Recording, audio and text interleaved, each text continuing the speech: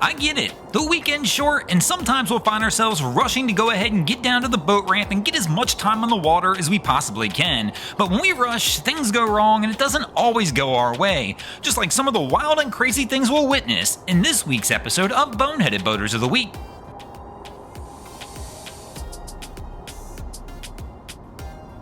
Now, of course, sometimes we'll be out there racing to get the boat in the water. Other times, the boat will be racing us to the water.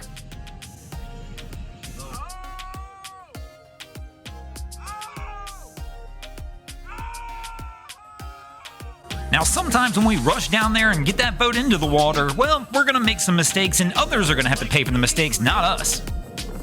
Hey, if you jump out, dude, I bet we can get on and move this guy's trailer. I mean, I know that sounds easy and all, but that is a trailer, a full-size trailer that probably weighs 1,000 pounds. This guy for real? I've never seen anything like this. I've seen some this ramp, but not this. Now, I know what you're thinking, man, maybe I don't want to mess with this whole towing the boat thing and trying to drag it down to the boat ramp, but the reality is, even if you store it in a marina and you start rushing, things can go wrong then as well. And of course, there are those times we'll be rushing out on the water and rush right into a wall. Oh, they knocked into the wall. I think it's a boat car, but it's Then, of course, there are those times when you rush around out in the water and things do wind up going your way. You wind up having the most incredible time while you're out there. I'm not gonna lie, when I first saw this clip, I thought it was AI, and then quickly realized after reading through the description, it's not. Somebody built this thing, built it right, and they're out there blasting it around. Now, some other times when you rush around in boating though, you might wind up forgetting a few things, like maybe forgetting to go ahead and put that drain plug in before you go ahead and launch the boat. If you do that, you might have some issues later. Big old gouges up there.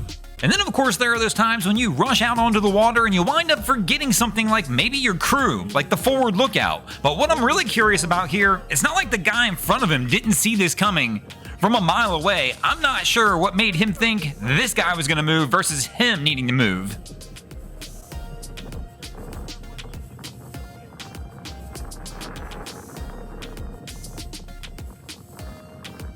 Speaking of being on the move, I'll tell you what, this pontoon winds up thinking they're going to be on the move. Good thing these guys moved off the dock before they came back in.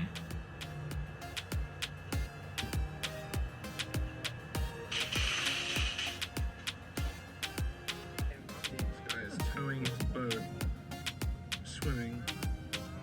He just jumped in the water. Now, this is one way to move the boat around the marina, but I'll tell you what, he's not going to win any races like that. It's a boat ramp, lady, not a park. I've been here for 10 minutes, lady. Are you blind?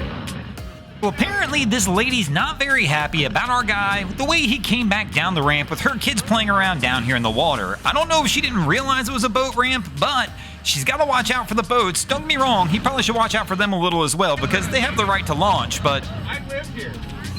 Yeah, well, then you would know that it's a boat ramp and not a park.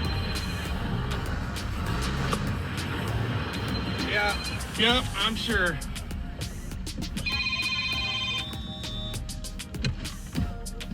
Maybe you'd be a little smarter and not have them play in a boat ramp.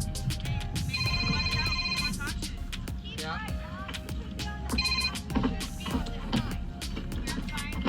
Now, it is interesting when you get the kid taking the boater's side, but the mom's still going at him as the boater's trying to get this one on the trailer. Let me know in the comments, who do you think's in the right or wrong here? Boat ramps are always a tricky one, and I frequent them all the time, and we see people doing all kinds of stuff down at the boat ramp, whether it's launching kayaks, fishing right off the docks, always in the boater's way, but the reality is everybody kind of has a right to everything. Come in. You should have corralled your kids. Now, of course, sometimes when we're rushing to leave the boat, other things will go wrong. Like maybe we'll forget to kill the power, and all of a sudden, well, we'll wind up with a situation like this. I wonder who's the maddest in this situation, though.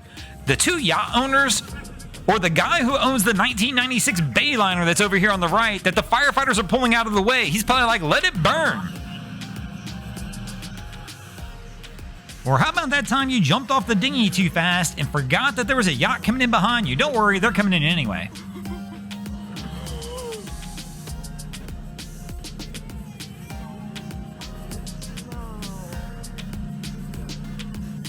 Our next crew decides they found an easier way to rush things and a cheaper way of doing it as well. They found a cheap way to demast the boat so they don't have to wait on any of these bridges anymore.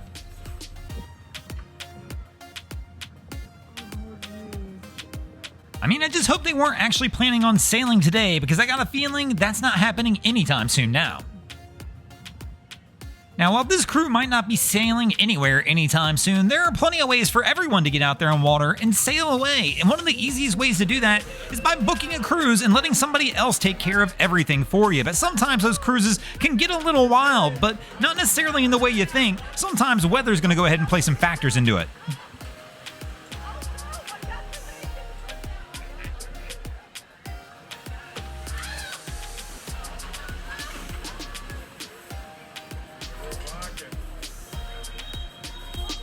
Now, have you ever actually been on a cruise that was this rough? Let me know your worst cruise experience down in the comments below. My first cruise, we left out of Miami in 15 to 18 foot seas. It was actually so rough, they actually canceled the first port of call. I'll never forget, we were with a large group of over 40 people on that cruise. I was sat for dinner at a table of 8. That first night when we went to dinner, I was the only person who actually made it to the table.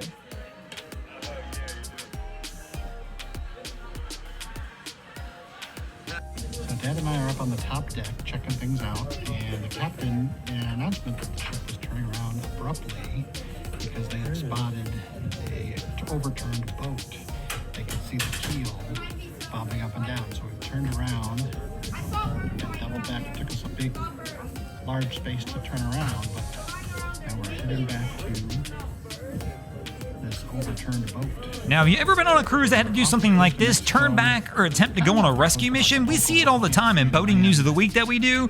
I personally have never been on a cruise where we've had a situation like this happen, but that's got to be a pretty wild experience. To be on the cruise, hear a captain come over the radio and let you guys know, hey, we're going to rescue this boat. Or we see a capsized boat off in the distance like this cruise sees here. And that's got to be quite the sight as a cruise goer. It just reminds you how powerful the ocean is and how things can go wrong out there.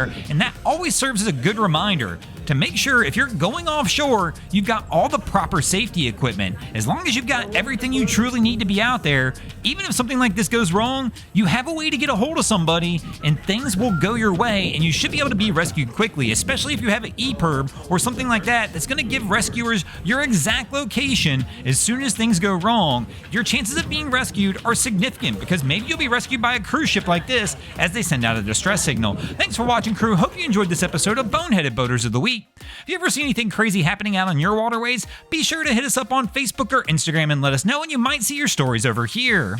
Just like Adam Coolidge, Trace Paget 7, Addicted Fishing, Peter Sangmeister, and Bush Pilot Training did this week. And if you guys haven't already, go ahead and drop an anchor on the subscribe button here. If not, we're coming to steal your drain plug.